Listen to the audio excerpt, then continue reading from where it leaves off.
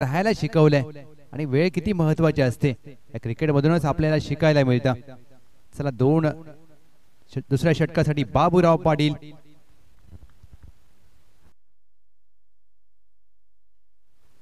Pranab over pitch चेंडू helicopter उडवलाय, land होण्याआधीच crash झालाय. प्रवीण यांनी चांगला झेल पकडलाय. आपल्या शरीराचं संतुलन मात्र ज्या प्रकारे त्यांनी सांभाळलंय. Good catch of the quality, catch of the match, catches win the matches असं म्हटलं जातं. पकडा कॅच जिंका क्रिकेटची अद्भुत मॅच. परंतु पहा ज्या प्रकारे हा रिप्ले तुम्ही पाहू शकता, हेलिकॉप्टरचा फटका, शरीराचं संतुलन कशा प्रकारे असावं हे तुम्ही चित्र पाहू शकता.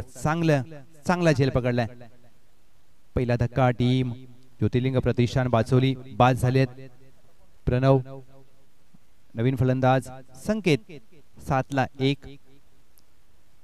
बाबूराव पाटील यांनी पहिल्याच वैयक्तिक षटकामध्ये पहिल्या चेंडूवर गडी बाद केलाय. संकेत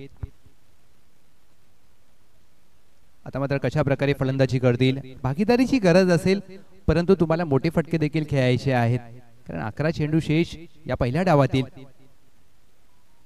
दुसरा चेंडू हलक्या हाताने टॅप केला बॅक टू द बॉलर. चेंडू चांगला होता आणि त्याला सन्मान दिलाय. पहिला चेंडू खेळत असताना कोणताही फलंदाज असा हाच प्रयत्न असतो की तुम्हाला चेंडू बॅटच्या मध्यभागी घ्यायचा आहे, आणि तेच चित्र पाहायला मिळालं. पहिल्या 2 चेंडूवर कोणतीही धाव खर्च केली नाहीये बाबूराव पाटील. यॉर्कर चेंडू हाताळण्याचा प्रयत्न, फ्लिकचा फटका खेळायचा होता, परंतु चेंडू आणि बॅटचा संपर्क झाला नाहीये. लेग बाय स्वरूपात 1 धाव.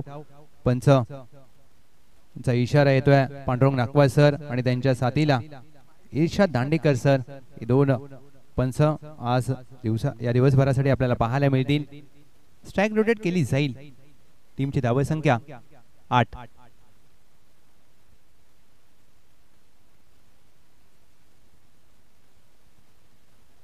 यॉर्कर चेंडू, you miss, I will definitely hit. काठी काढले फलंदाजाची. फ्लिक करायचा होता, परंतु चेंडूच्या दिशेमध्ये, चेंडूच्या लाईन मध्ये आले नाहीयेत फलंदाज, आणि त्रिफळा उद्ध्वस्त केलाय बाबूराव पाटील यांनी. हर्षद यांना परतावा लागेल. दुसरा धक्का टीम ज्योतिर्लिंग प्रतिष्ठान बाचोली 8-2. हा रिप्ले तुम्ही पाहू शकता. लाईन मिस केली, शफल बाहेर झाले. अगदी आजच्या आधुनिक क्रिकेटमध्ये फलंदाज शफल आतमध्ये होतो, परंतु फलंदाज हर्षद बाहेर शफल झाले आणि त्रिफळा उद्ध्वस्त केला बाबूराव पाटील यांनी. या षटकामध्ये बाबूराव पाटील यांनी 4 चेंडू हाताळलेत. अद्याप कोणतीही धाव खर्च केली नाहीये आणि 2 गडी बाद केलेत. 5वा चेंडू, नवीन फलंदाज आशिष पहिला चेंडू खेळतील. पहिला चेंडू आशिषांनी हवेत खेळलाय. झेलची संधी असेल. प्रवीण वेगाने गेलेत, चुकी करणार नाहीयेत. प्रवीण यांनी या षटकातील दुसरा झेल पकडलाय. बाबूराव पाटील यांनी मात्र सलग 2 चेंडूवर 2 गडी बाद करून ब्रेस पूर्ण केले. गोल्डन डकचा शिकार आशिष 0 बाद.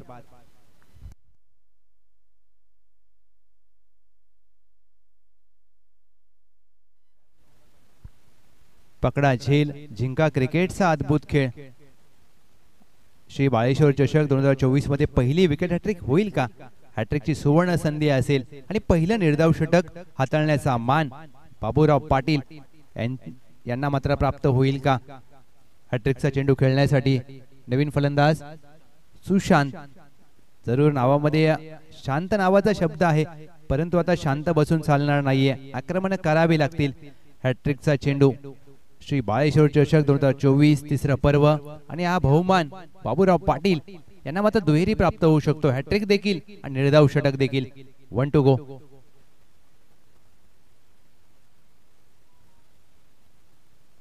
हॅट्रिकचा चेंडू बॅटची कडा लागली आहे, अपील केले आणि अपील उचलून धरले.